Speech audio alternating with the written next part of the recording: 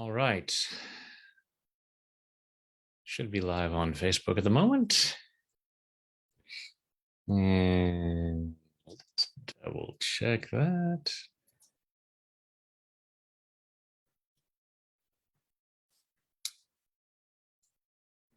It's always funny when Zoom is saying I'm live on Facebook and Facebook is saying there was a problem.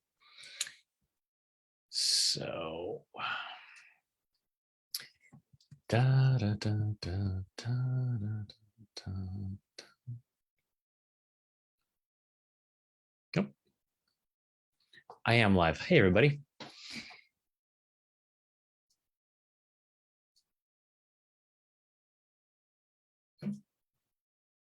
I am live. Hey.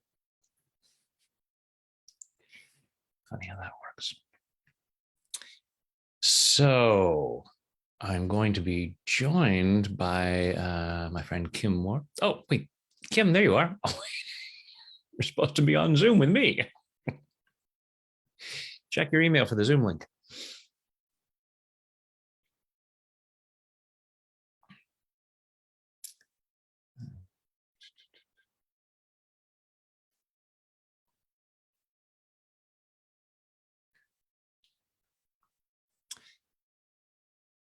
Hello, everybody. Donegal, Ireland. I have not been up there yet. I had someone offer me the use of their house in Donegal many years ago. And unfortunately, I lost that email. Sweden, one of my favorite countries that I visited, Essex, UK. Supposed to be in England this year. There's Kim.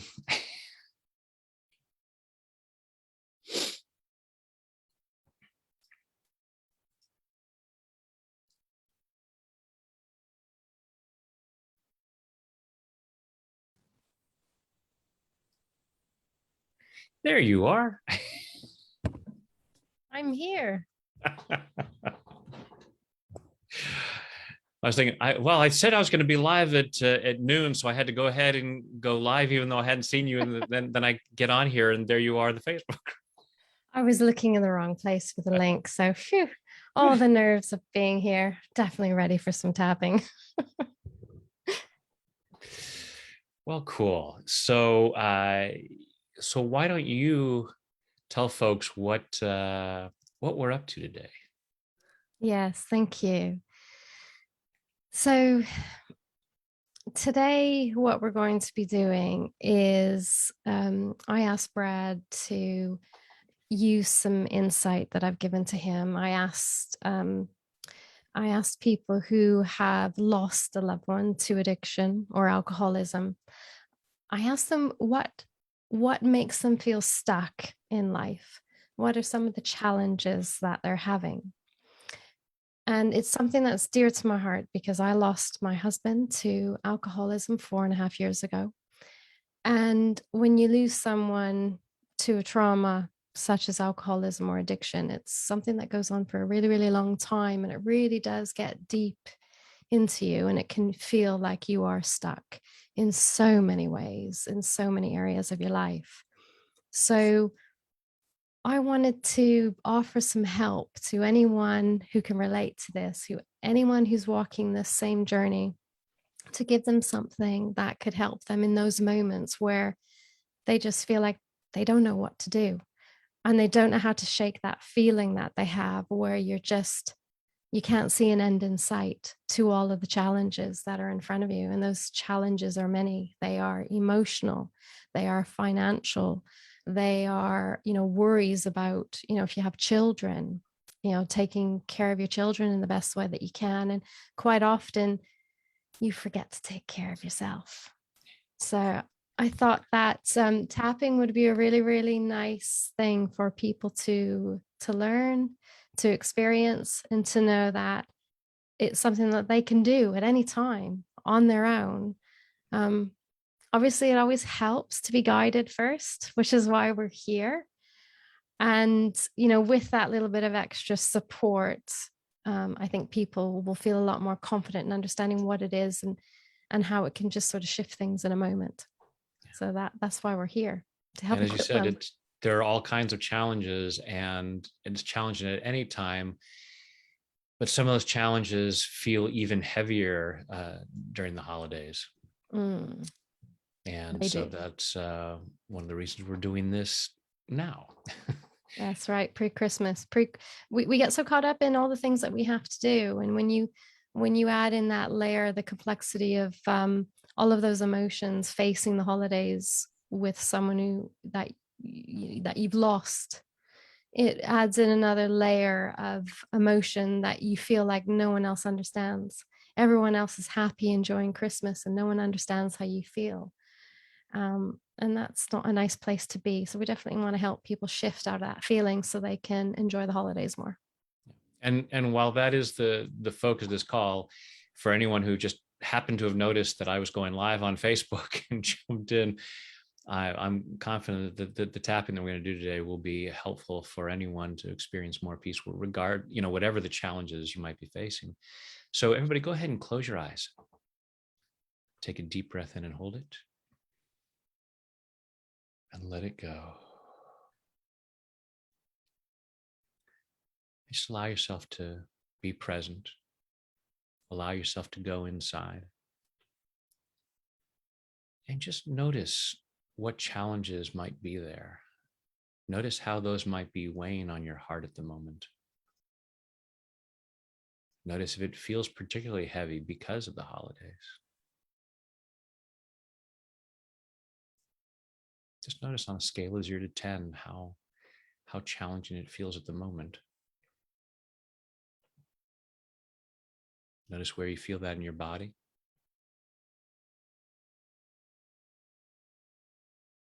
Notice what thoughts, beliefs, or memories contribute in particular to that sense of feeling challenged.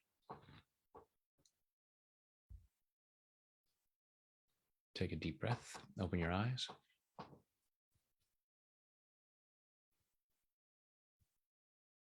Even though this feels so challenging, I choose to love and accept myself. Even though this feels so challenging, I choose to love and honor myself. Even though this feels so challenging, it's hard at any time. And maybe it feels even harder right now. And even though I have these challenges, I choose to deeply and completely love, honor, and accept myself. And maybe anyone else who might be involved. Because I choose to feel that free. All these challenges. I'm feeling really challenged right now. Particularly at this time of year. And it can really weigh heavy on my heart. And that's really not how I want to feel. I'd much rather feel peace. People are always talking about peace during the holidays, saying, let there be peace on earth. I'm having a hard time feeling peace inside of me because of all these challenges. And I'm giving myself permission to process this. Maybe at least for a moment, I can give myself this gift of peace, allowing myself some serenity, giving myself permission to process the various feelings I have, all the overwhelm I might be feeling, all the fear that I might be feeling, including financial fear, all the shame or guilt that I might be feeling, all this stuff that robs me of my peace. And I'm not bad or stupid for feeling those things. And maybe part of me says I should feel them. I may have all kinds of programming about how I should suffer, about how painful this should be, especially because of the losses I've experienced. Maybe part of me tells me, if I don't suffer from this loss, it means that I didn't care enough. So I prove how much I care by suffering. Because I was taught to do that. I choose to be open to the possibility. I've suffered enough. And I don't have to prove anything. I'm allowing myself to process these feelings, giving myself permission to feel more peace, because I'm worthy and deserving of that, in body, mind, and spirit. Take a deep breath. Close your eyes, go inside, and allow yourself to be aware of how that feels. Notice what might have come up, notice what might have shifted. And feel free to share any comments or questions in the chat. Any thoughts that you want to share on that, Kim? And other things that are coming up? Yeah. Giving myself permission that I've suffered enough. I think those are words I've not heard before. And just that whole idea that I have to suffer to show that I loved my husband. Yeah. Hadn't heard that before, Brad. That was extremely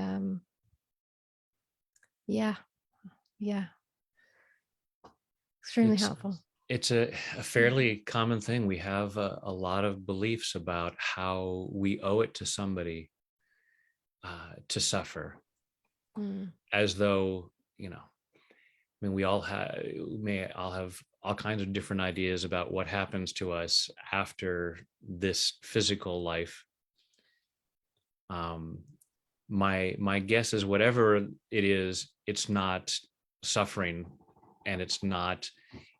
And I like to think that we're in a place where we certainly don't wish anyone on earth to suffer. And we certainly wouldn't want our loved ones to suffer. And so allowing ourselves to know, okay, I don't owe it to this person to suffer, and I don't need to prove that. Although there may be other people around us who say, well, how could you be feeling peace? Didn't you care about this person? And recognizing, okay, but maybe they're wrong.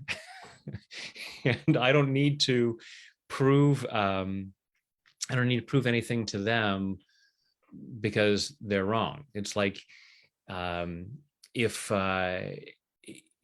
somebody is really bad at math and they think that 4 + 5 = 17, and then I write down 4 + 5 = 9, and they're like, no, it's 17. And I'm now trying to make 4 + 5 = 17 so that person feels better. It's like, I don't need to do that. They might be mistaken. They might be wrong.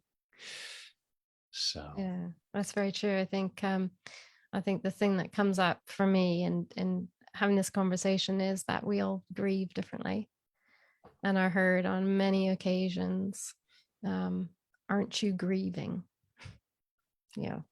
In the very early days when I'm trying to just carry on with life, because you have to. Life continues. And you don't dare say no. nope, I'm not. No, I did my grieving. I'm okay now. And Yeah, it's like, and that fear of what they're going to think and what they're going to say. absolutely. Yeah. And now I feel I have to suffer to make somebody else feel that I'm okay. Madness. Yeah. When we look at it that way, but we're doing the Yeah. best, we're always doing the best we can. And and if this is the first time you've ever heard that concept, how could you have known to do that back then? Hmm. It's like, Yeah, oh, absolutely. the suffering, there's an old expression, pain happens, suffering is optional. But for most of us, our programming is, oh, it's not an option, it's a requirement. Requirement. Yeah. And how long? Well, I'll let you know when you can be done. When the people stop asking, are you grieving? But until that point. So, yeah. Yeah, absolutely. I think there'll be plenty of people who hear this that benefit from that. Certainly hope so. Certainly hope Hmm. so. Hmm. Definitely. So what other and I know, and I've lost the email that you'd sent with some of the ideas about what we might have on, but what something else that, especially from your experience in working with folks and in supporting folks and your own personal experience, what's something else that comes up as to why you couldn't or shouldn't feel more peace? I think part of the challenge for many is that they don't necessarily understand that they need to heal. They don't necessarily understand that they've been through something that is actually quite traumatic and a series of traumas over a period of time, an extended period of time, because you're so busy holding life together and trying to, especially if it's a family, trying to keep the whole family held together. You don't realize the impact on yourself until you start to crumble. So I think it's important for people to realize that they need time to heal and they need to commit to themselves and their own healing, and then it's okay to do that. It's not Yeah. selfish. Yeah. Close your eyes, take a deep breath, everybody. Go inside and say, I'm not allowed to take care of myself. You can just notice on a scale of 0 to 10 how true that feeling is, how old that feeling is. It may have been something that you learned long before you got into that relationship.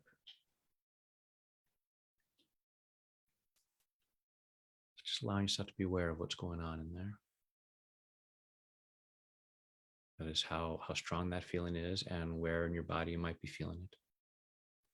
What thoughts, beliefs, or memories contribute to that. Take a deep breath. Open your eyes and let's disabuse ourselves of this unhealthy belief. Even though I'm not allowed to take care of myself,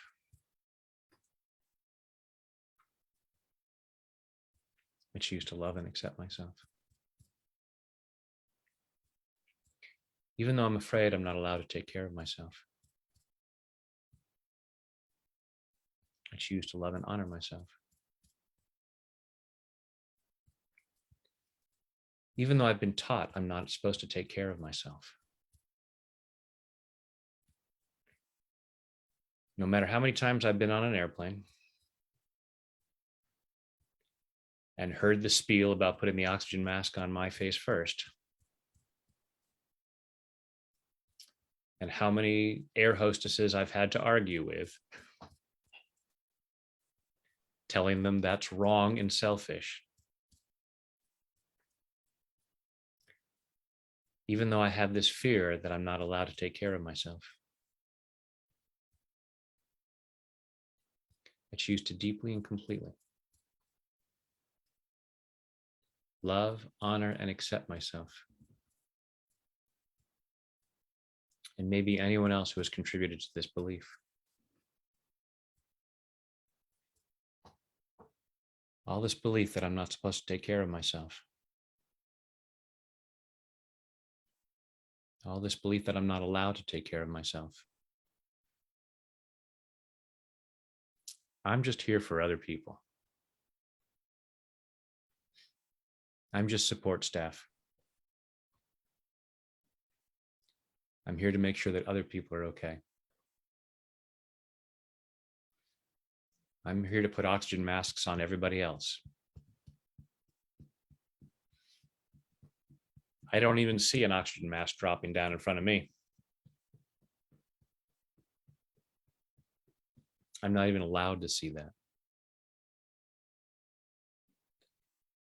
And I may have learned this a long time ago. Long before I got into that relationship. Maybe I was having to take care of my parents. Maybe I was having to take care of my siblings. I was always being told that I'm here to take care of other people. And maybe if I tried to do anything for myself, I was punished somehow. Maybe it was just suggested that it was wrong and that I was being selfish. Or maybe I was punished more severely. So I really learned my lesson that it's definitely not safe to take care of myself, especially not first. And I'm allowing myself to process that. Because those are misunderstandings.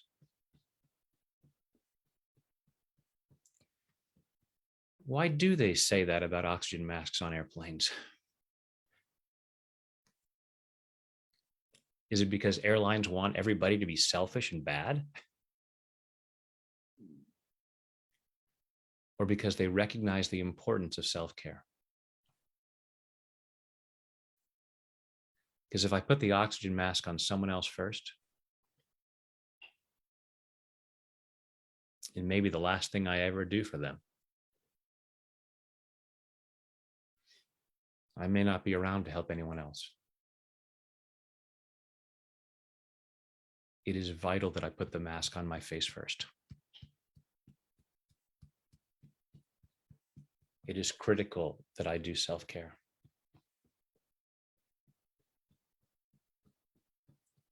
That's not to beat myself up for not doing it beforehand. I was doing the best I could with the programming I had.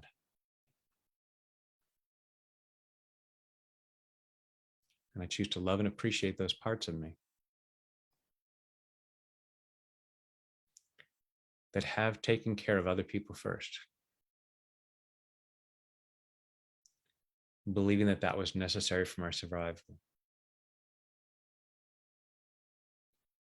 Even if it just meant that I could say I was a good person. Part of me needed that to survive. But I can practice self-care and still be a good person.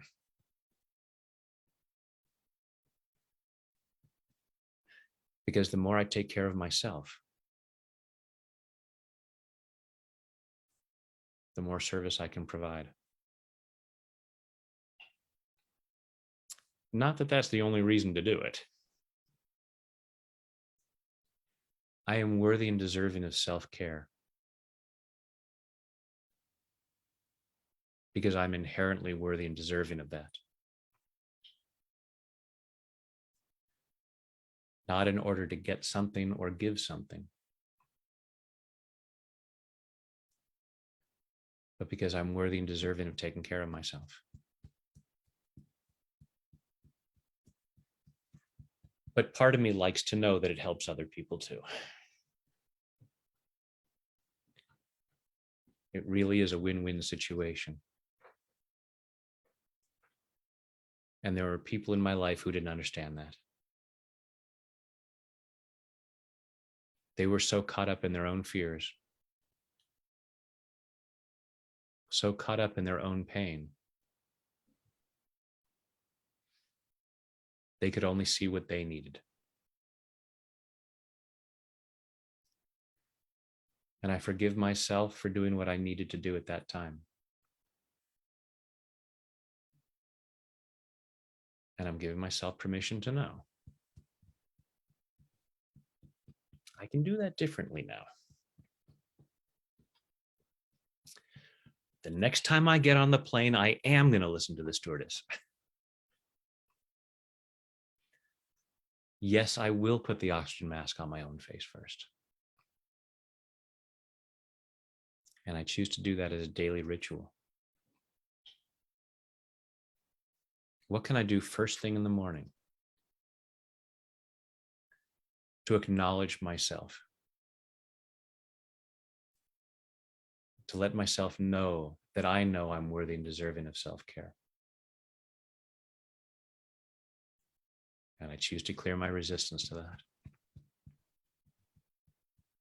All this old resistance, all this old fear of the consequences, all this old belief that that's selfish, all this idea that self-care is selfish. But if self-care is selfish, and people told me that, what does it say about them that they're demanding care from me? If I'm not even allowed to give care to myself, it would certainly be wrong to expect care from somebody else. So by their own teaching, they're really making themselves look bad, which just goes to show how confused they were, which means that it's okay for me to move through this and change my mind about this and let go of what I was taught from confused people. Giving myself permission to take care of myself as an act of love for myself and others in body, mind, and spirit. Take a deep breath.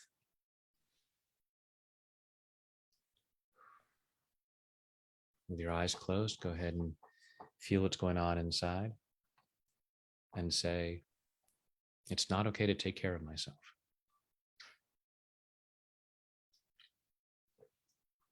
Hopefully that feels a whole lot less true now. And again, feel free to put comments if you have any thoughts or comments about that. Hopefully that feels a lot more relaxed. It's a good one for me. I was feeling quite good about it to begin with, because I've spent so much time in the last, since the beginning of the pandemic, year and a half, I'd say, working on taking care of myself. But the whole idea of where did I learn these things from? Yeah. We do learn things without realizing that we're learning them. We're learning all the time. All the time. Especially as children. And we're not just learning what we're being told, we're learning things based on our misunderstandings. Mm-hmm. We're taking a small child's understanding of a situation and then letting that be a guiding principle. And we may have, like I use the analogy of, imagine that you're trying to figure out your stock portfolio. How am I going to invest my money? I think I'll go down to the local kindergarten and ask a bunch of 6-year-olds how I should make this life choice. And we say, that's ridiculous. It's like, but you're doing it all of the time. We're constantly asking a 6-year-old, what should I do here? You know, should I take care of myself? What did my 6-year-old say? My 6-year-old says, no, daddy's going to be very upset, and he, might yell at you, or worse, if you don't make sure that you've got his area cleaned up, or whatever it might be.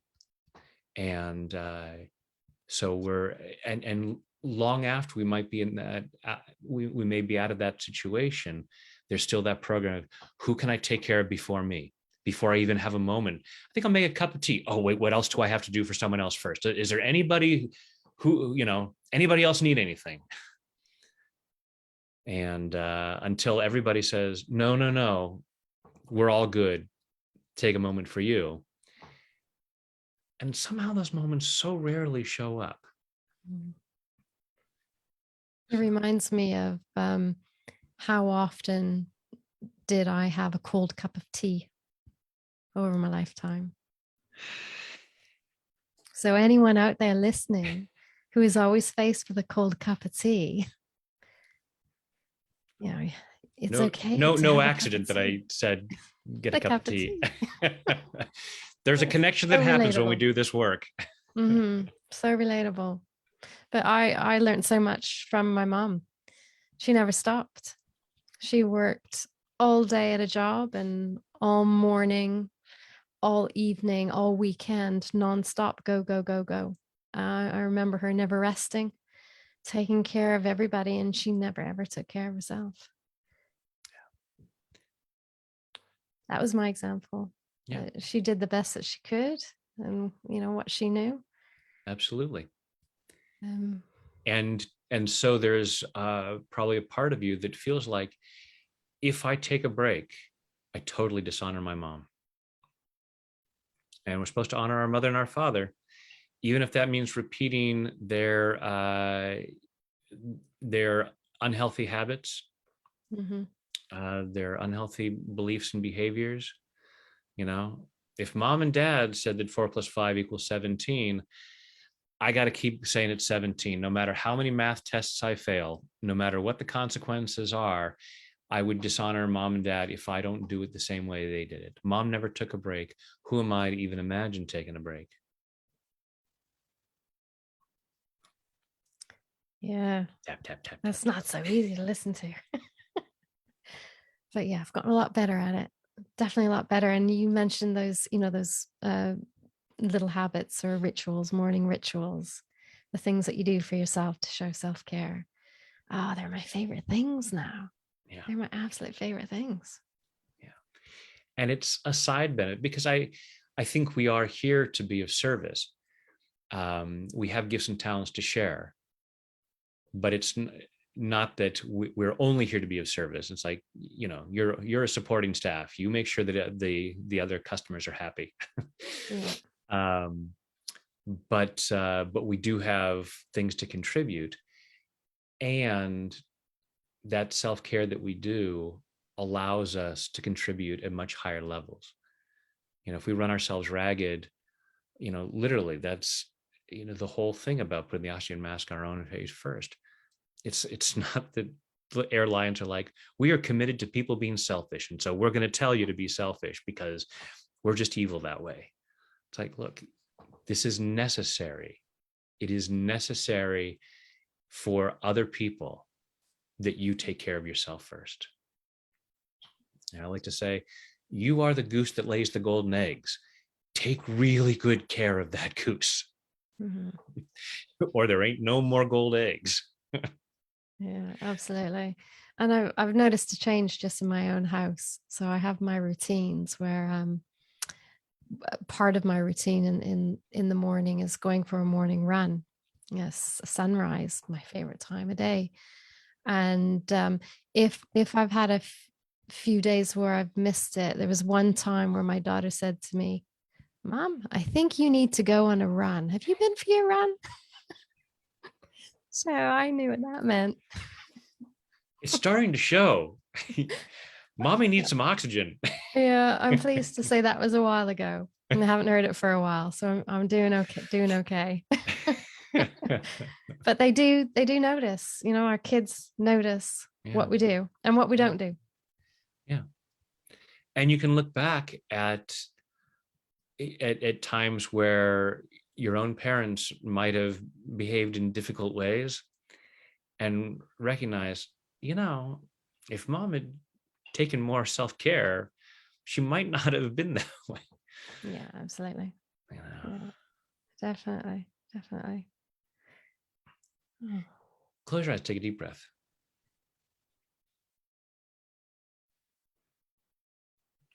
For everyone, just thinking about people in your life, the people that you've lost, or it could be people that are still there, but might be challenging,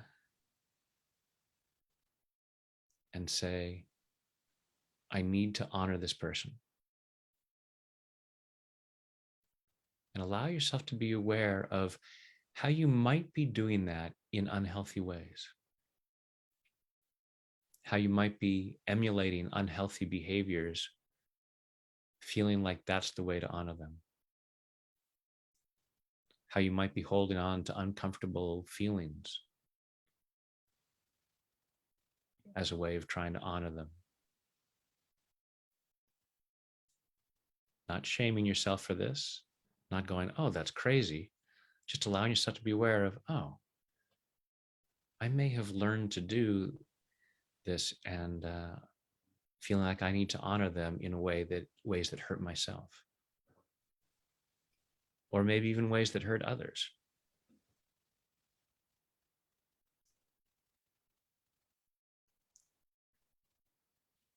Open your eyes.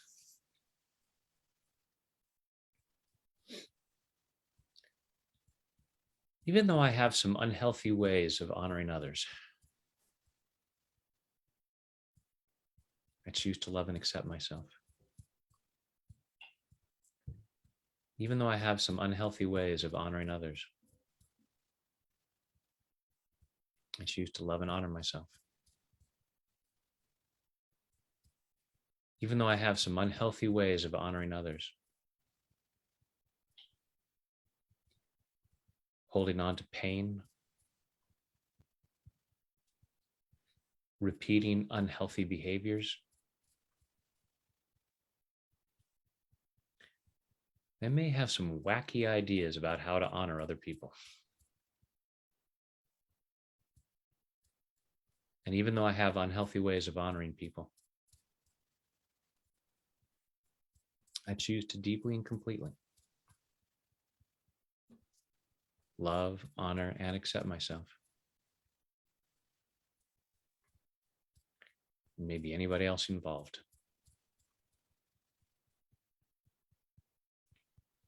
All these unhealthy ways of honoring other people.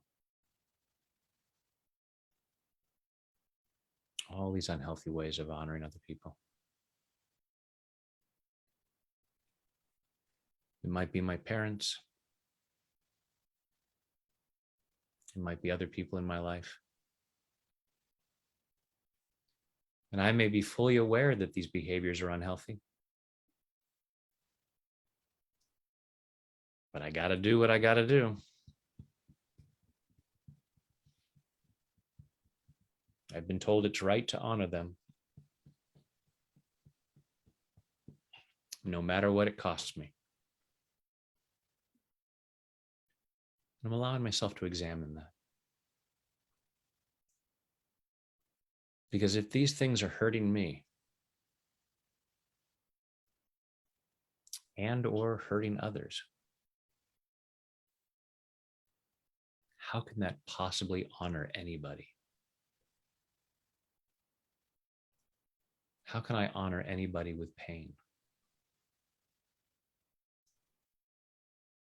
And I'm clearing up this misunderstanding. I choose to be open to the possibility that the best way to honor anybody is to be my healthiest self, physically and emotionally.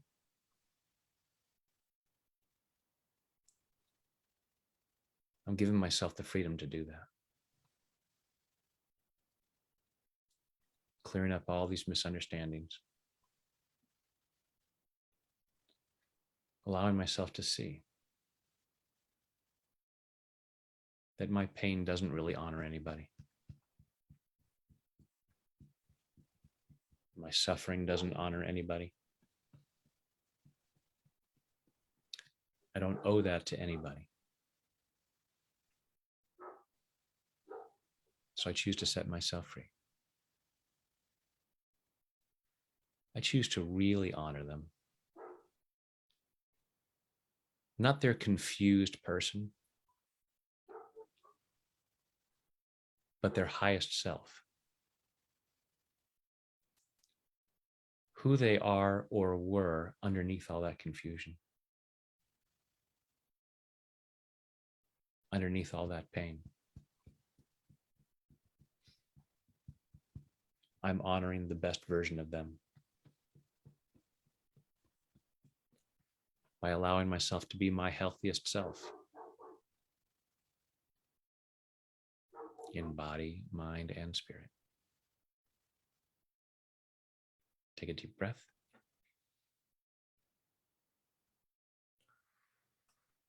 With your eyes closed, go ahead and feel how that feels inside. And hopefully that's giving you a little more wiggle room in terms of self-care and feeling better. And feel free to put comments in the box.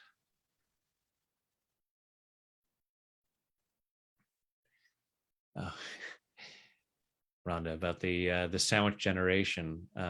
My wife recently wrote a book on the sandwich generation called "Building a Legacy of Love," and that's what she often talks about, is the sandwich generation. And yeah, there's a lot of challenges so that come up when we feel that pressure from both sides of, oh, who am I letting down because there are all these people that I need to be taking care of, and feeling stretched in those directions so often, not giving ourselves permission to take care of ourselves. But again, I got to put the oxygen mask on your own face first. Don't owe suffering to anybody. Yeah, really, no one out there is benefiting from your suffering. Now, that doesn't mean that there aren't people out there who will say they benefit from your suffering and will say, oh, I want you to suffer. That's not their higher self. And your suffering doesn't actually benefit them, and nobody else's suffering benefits us. Anytime we are saying, everybody go ahead and keep tapping here and just allow yourself to process this. Anytime that you want somebody else to suffer, check yourself, because if they are suffering, it doesn't actually benefit you. It might benefit your self-righteous self. And that's not to judge you or because we're programmed to think that way. We're programmed to believe that we want that suffering, or that other people want that suffering from us. But that's not who our higher selves are. Our higher self doesn't want anybody to suffer. And our higher self knows that our suffering doesn't benefit anybody else. And we don't owe it to anybody. If we've hurt people, we may owe it to them to make amends in some way. It's like, what can I do to make this right? My suffering isn't going to make anything right if I've done harm, but what can I do to fix that, if that's possible? And if at the very least, the best I can do is to not do that harm again. And suffering doesn't put us in the best position to make the best choices or take the best actions. Anytime that we have done harm, it's because we were hurting ourselves. So the best way to make sure that we behave in the most loving way towards other people is to take care of ourselves and to clear what doesn't feel like love. I just got survivor guilt a while back. Yeah, we have, certainly a lot of us have a lot of programming in guilt. and how that's supposed to benefit other people.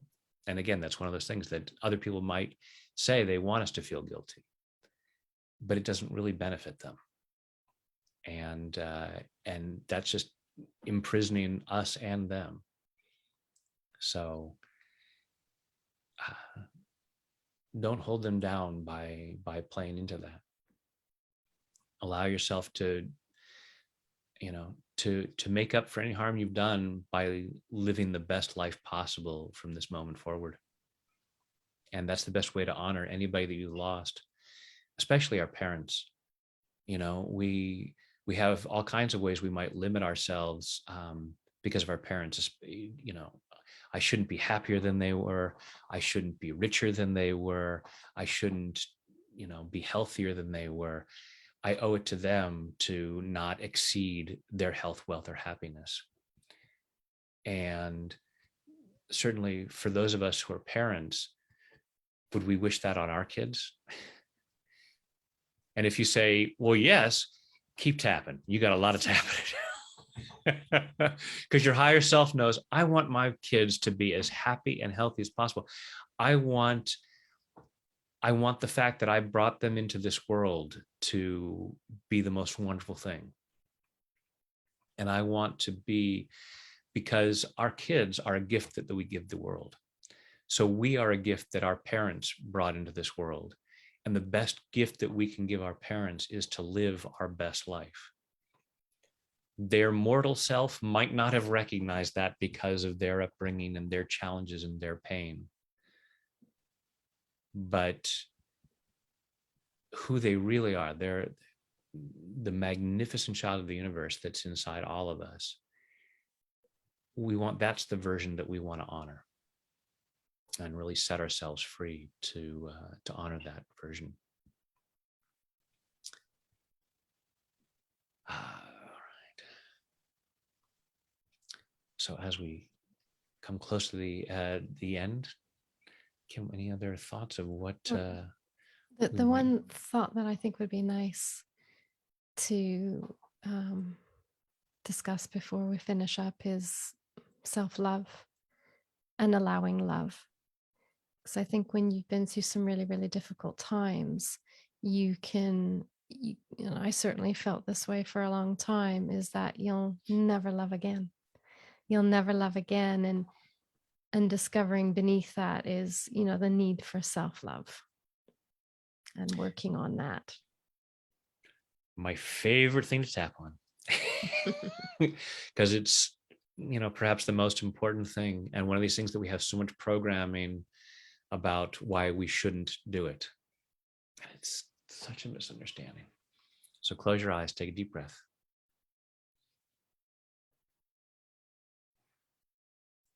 And imagine a full-length mirror. Take a good look in that mirror at yourself and say, I love myself.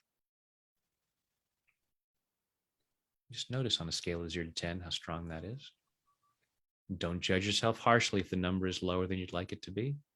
Just allow yourself to be aware of, oh, that's where it's at. And then get curious. Ask yourself, why isn't it more?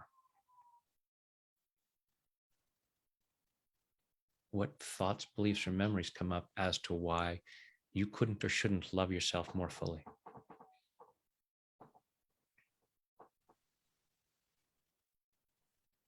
And also asking yourself, why couldn't or shouldn't I allow more love into my life? Notice how much resistance there might be to that. All this resistance to receiving love from yourself and receiving love from other people.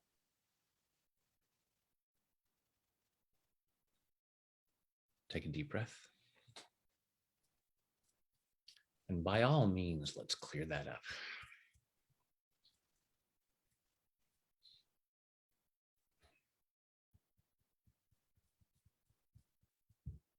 Even though I'm limiting love,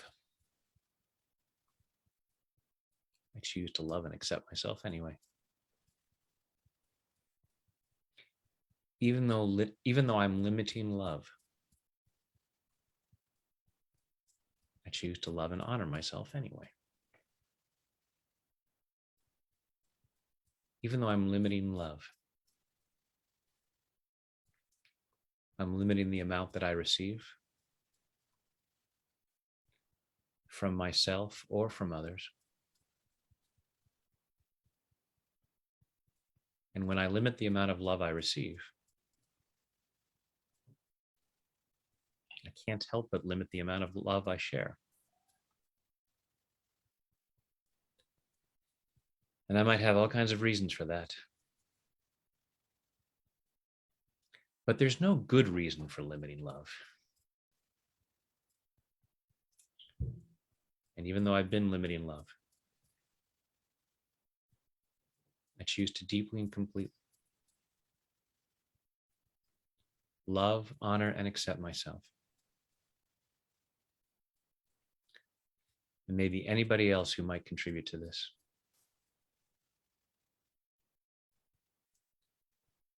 All these ways that I limit love. All these ways I limit love. Particularly by not loving myself more. All the ways I limit how much I love myself. And it's not because I'm bad or stupid. It's just that I have all this old programming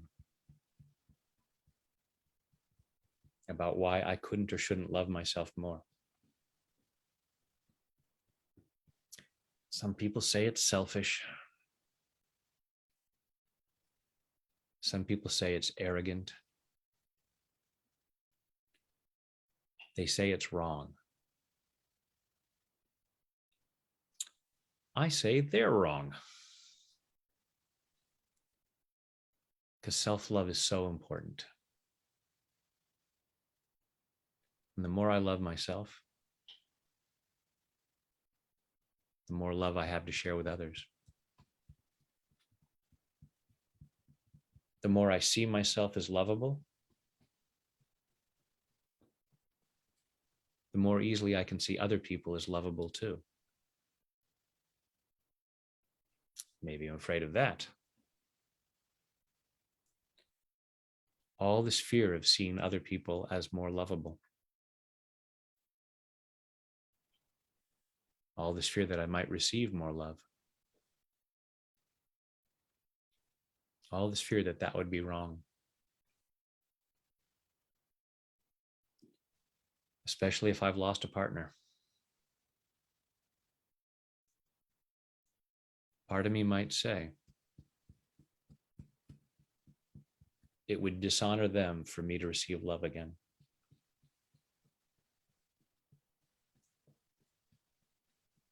I cannot limit love enough to help them.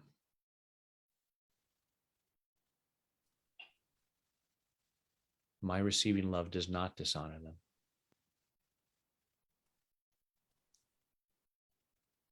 I choose to allow a lot more love. And I get to decide what that looks like. I don't have to go rushing into another relationship.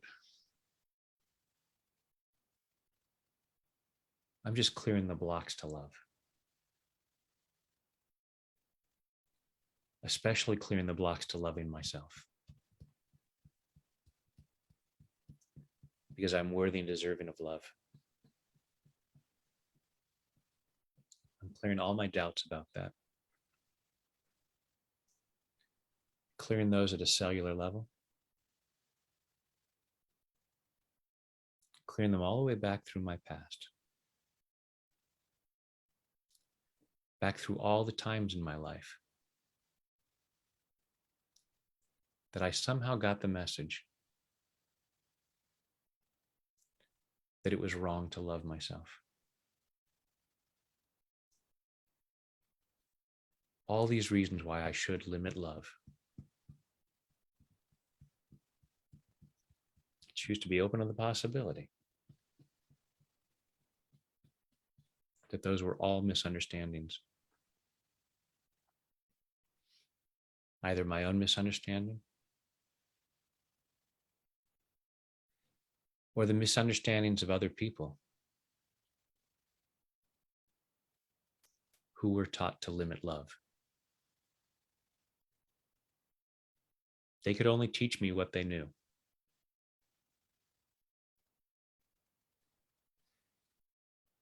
If they thought 4 + 5 = 17, they couldn't teach me anything different.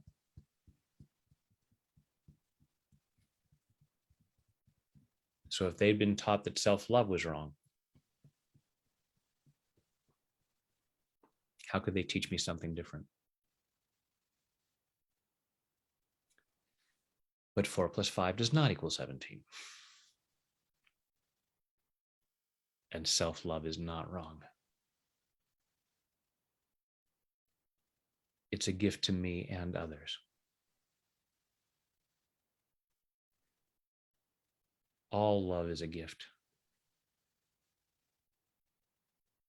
when it's truly love. And I'm open to receiving it. I might even be surprised by how it shows up. And I'm joyfully allowing much more love in body, mind, and spirit. Take a deep breath.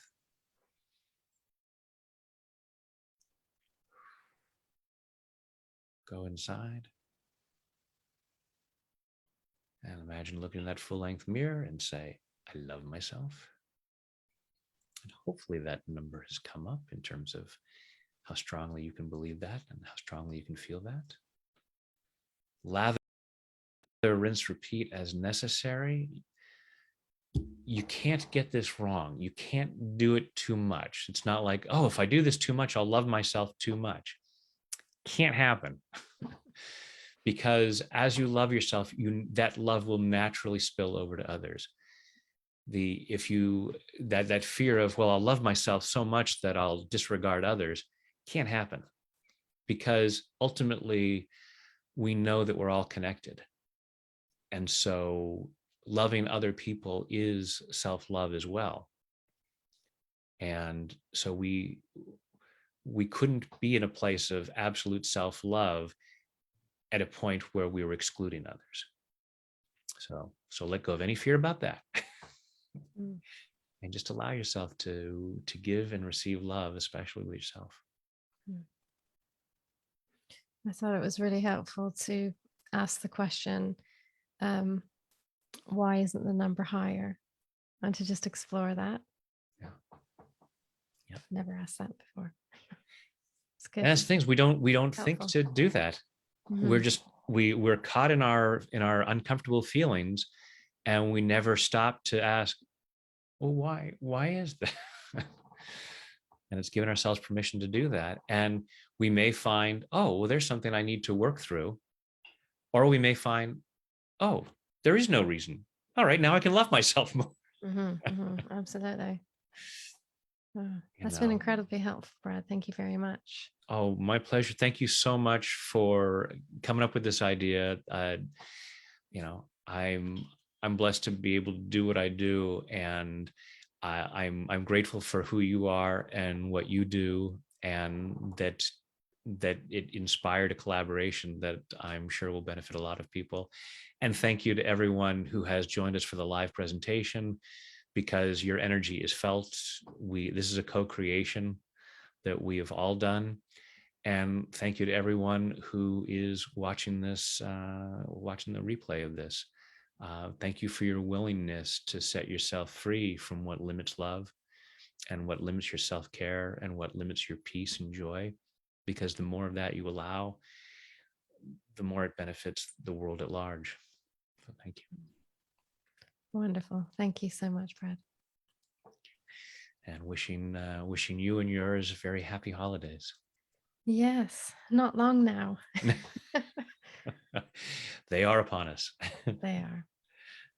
All right. Take care, everybody. Thank you. Bye.